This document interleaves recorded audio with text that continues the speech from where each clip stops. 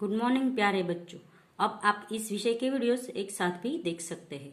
इसके लिए वीडियो के नीचे मेरी चैनल का नाम है, तो चैनल में जाके आप इस विषय के वीडियोस एक साथ देख सकते हैं।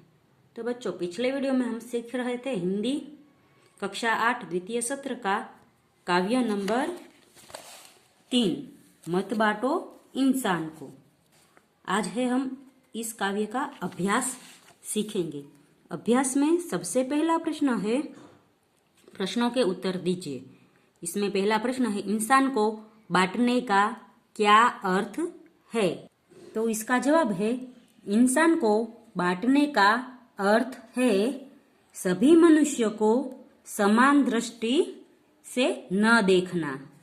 आज ऊंच नीच, जाति पाति, गोरा काला आदि भेद कर लोगों में अलगाव की भावना पैदा कर दी गई है। सभी मनुष्यों के रक्त में एक जैसी लालिमा तथा उनमें एक जैसी भावनाओं की अनदेखी कर केवल उनके बाहरी स्वरूप पर ध्यान दिया गया है। इस प्रकार इंसान का बंटवारा किया गया है। दूसरा प्रश्न है, लोगों ने भगवान को किस प्रकार बांट लिया है? तो उसका जवाब है, कुछ लोगों के भगवान मंदिर में तो कुछ लोगों के भगवान मस्जिद में रहते हैं। कुछ लोगों ने अपने भगवान के लिए गिरजाघर बनाए हैं। एक ही भगवान को लोगों ने अलग अलग ढंग से देखा है। वे उनकी अलग अलग तरीके से पूजा करते हैं। इस तरह लोगों ने भगवान को बांट लिया है। तीसरा प्रश्न है, चट्टानों की प्यास कैसे बुझाई जा सकती है? तो इसका जवाब है, चट्टान का अर्थ है वे लोग जो भेदभाव के जुल्म सहते सहते पत्थर जैसे कठोर हो गए हैं। हमें उन लोगों के साथ समानता का व्यवहार करना है, उन्हें भी अपनत्व प्रदान करना है। इस प्रकार प्यार का शीतल जल देकर चट्टानों की प्यास बुझाई जा सकती है। दूसरा प्रश्न है, इस काव्य को आरोह अवरोह के साथ गाइए तथा समूह गान कीजिए। फिर तीसरा प्रश्न है, निम्नलिखित काव्य पंक्ति का भावार्थ बताइए। तो અહીં काव्य पंक्ति दी गई है। इस काव्य पंक्ति में क्या भाव प्रकट होता है ये हमें लिखना है। तो अभी राह तो शुरू हुई है, मंजिल बैठी दूर है।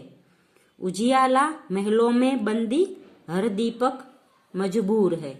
तो इस पंक्तियों द्वारा कवि कहना चाहते हैं कि दुनिया में समानता की भावना फैलने की अभी तो शुरुआत हुई है। समानता का भाव पूरी तरह से फैलना अभी देर होए।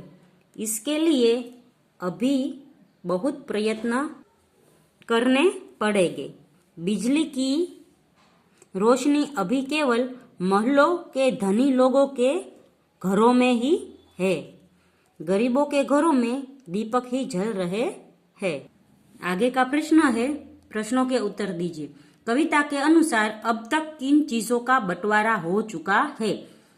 तो उसका जवाब है, कविता के अनुसार अब तक मंदिर, मस्जिद, गिरजाघरों के में भगवान का और देशों के रूप में धरती और सागर का बंटवारा हो चुका है।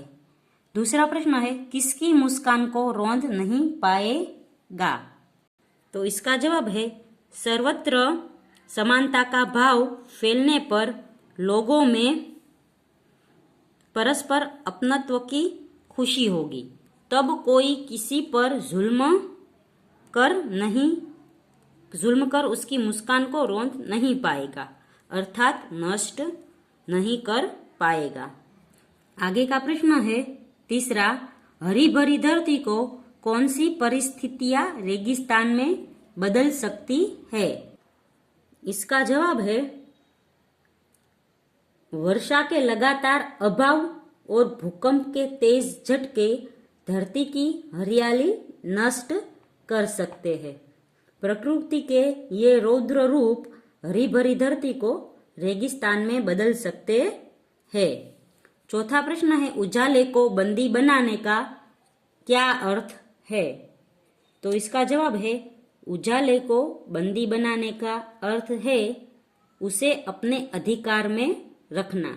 इसलिए बिजली की रोशनी अभी धनवानों के घरों में ही दिखाई देती है, झोपड़ियों में नहीं दिखाई देती। पांचवा प्रश्न है, यह कविता हमें क्या संदेश देती है? तो उसका जवाब है यह कविता विश्व के लोगों को सभी तरह के भेदभाव भूलकर मेल मिलाप से रहने की सीख देती है। इस प्रकार यह हमें विश्व बंधुत्व का संदेश देती है। आगे का प्रश्न है, निम्नलिखित शब्दों को शब्दकोश के क्रम में लिखिए। तो यहाँ शब्द दिए गए हैं, उसको हमें शब्दकोश के क्रम में लिखना है। जैसे प्यासी, आंगन, सागर, इंसान, वितान, ऊपर, रेगिस्तान, मंजिल, घाटी, गिरजाघर, मुस्कान, चट्टान और उदास। इसको यदि हम शब्दकोश के क्रम में लिखिए तो ऐसे लिखेंगे, आंगन, इंसान, उदास, ऊपर, गिरजाघर, घाटी, चट्टान, प्यासी, बंदी, मंजिल, मुस्कान, रेगिस्तान, वितान और सागर। आगे का प्रश्न है, आज के इस आधुनिक परिवेश में संयुक्त परिवारों की जगह एकल परिवारों ने ले ली है। एकल परिवार के पक्ष विपक्ष पर कक्षा में चर्चा कीजिए। तो अभी है वो संयुक्त परिवार नहीं वो होता, विभक्त परिवार ज्यादा हो रहे हैं। तो इसके पक्ष में और विपक्ष में हमें बोलना है कि ये एकल परिवार है वो सही है या गलत है। तो इसमें हम कह सकते हैं कि आज संयुक्त परिवारों की जगह एकल परिवारों की हवा चल रही है। तो समय के अनुसार जो परिवर्तन होते हैं वे अच्छे ही होते हैं। आज संयुक्त परिवार बूढ़े व्यक्ति की तरह ही बूढ़े और अनुपयोगी हो गए हैं। कोई लोग है वो ऐसा मानते हैं और कोई लोग ऐसा मानते हैं कि हमारा परिवार एकल है, पिताजी, माँ, दीदी, मैं, बस 4 जन, घर में बड़ी शांति रहती है। तो कुछ लोग ऐसा भी मानते हैं। फिर कुछ लोग ऐसा मानते हैं कि जब बीमार होते हैं तब मुझे यानी जो लोग एकल परिवार में रहते हैं उसे काम करना पड़ता है। वो ब्रेड खाकर भी हम है वो चला सकते हैं। यदि एकल परिवार हो तो सिर्फ पति पत्नी है तो पति पत्नी बीमार हो तो उसे अकेले ही सब काम करना पड़ता है। तो सारा परिवार है वो उसको ब्रेड खाकर चलाना पड़ता है या खिचड़ी खाकर चलाना पड़ता है। यदि संयुक्त परिवार हो तो दादी या चाची कोई हो तो वो खाना पकाकर खिला सकते हैं। इसलिए संयुक्त परिवार का होना भी जरूरी है। संयुक्त परिवार में है वो सहयोग की भावना है वो सब में जागृत होती है, जो एकल परिवार में नहीं होती। तो बच्चों आप है वो इस तरह से एकल परिवार और संयुक्त परिवार के बीच चर्चा कर सकते हैं। फिर है प्रश्न 4, अपूर्ण काव्य को पूर्ण कीजिए। तो ये 2 पंक्तियां दी गई है, मैंने 2 फिर पंक्तियां लिखी है। आप है वो इसके अलावा भी कोई पंक्तियां लिख सकते हैं जो आपको याद आए। रात होने पर मैं निकलता, सबको देता हूँ शीतलता, देख मुझको सब खुश होते, बच्चे मुझे पाने को मचलते, बच्चे कहते हैं मुझको मामा, हर बालक है मेरा भांजा, मैं तो हूँ तारों का राजा। तो बच्चों यहाँ पर है वो काव्य खत्म होता है। अगले वीडियो में हम चौथा पाठ सीखेंगे। तब तक के लिए गुड बाय, टेक केयर।